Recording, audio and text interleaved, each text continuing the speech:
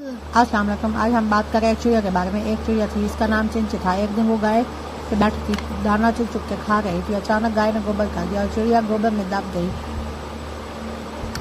और दूसरी तरफ से और उड़ ना सकी। और दूसरी तरफ से एक कुत्ता आया। चिड़िया ने कुत्ते से कहा, भाई कुत्ते, मुझे गोबर से बाहर निकाल लो। कुत्ते ने कहा, अगर मैं निकालूंगा तो मैं तुम्हें खा लूँगा। चिड़िया ने कहा, अच्छा ठीक है, खा लेना। कुत्ते ने चिड़िया को बाहर निकाला। चिड़िया ने कहा, मुझे धो तो लो। कुत्ता चिड़िया को नल के पास ले गया, धो के खाने लगा। तो चिड़िया ने कहा, मुझे सुखा तो लो, फिर खा लेना। कुत्ते ने चिड़िया को धूप पे सुखाने के लिए रखा और जब चिड़िया के पर सूख गए तो उड़ गए और कुत्ता देखता रह गया। इसलिए कहते हैं किसी पर भरोसा ना करो, चिड़िया चालाक थी। मेरे चैनल को सब्सक्राइब कर दे, वीडियो को लाइक और शेयर कर दे। अल्लाह हाफिज़। मेरे नए वीडियोस देखने के लिए बेल आइकन को भी दबा दें।